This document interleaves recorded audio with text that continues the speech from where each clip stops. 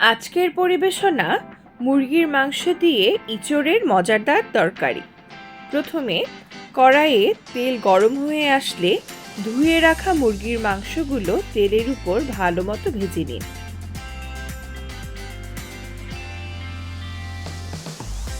মাংসের রং পরিবর্তন হয়ে আসলে সাথে কিছুটা গরম মশলা দিয়ে ভেজে রাখা মাংসগুলোকে একটি পাত্রে তুলে রাখুন।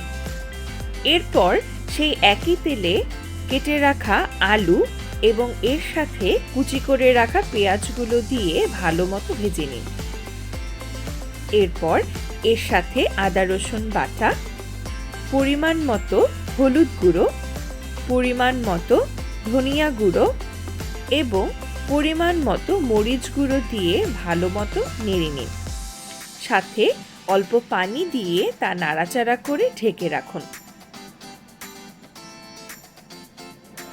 মশলাগুলো ভালো মতো ভাজা ভাজা হয়ে আসলে তাতে যদি তেলের দরকার হয় অল্প তেল দিয়ে ভেজে রাখা মুরগির মাংসগুলো দিয়ে দিন এবং সেদ্ধ করে রাখা এঁচড়গুলোও মাংসের মধ্যে দিয়ে দিন।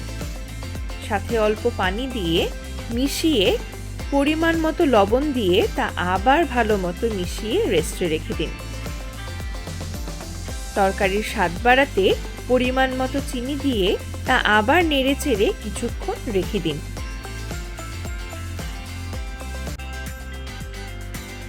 ব্যাস, খুব সহজে হয়ে গেল এঁচড়ের মজাদার তরকারি। তরকারির স্বাদ বাড়াতে চাইলে আপনারা টমেটো এবং কাঁচামরিচও ব্যবহার করতে পারেন।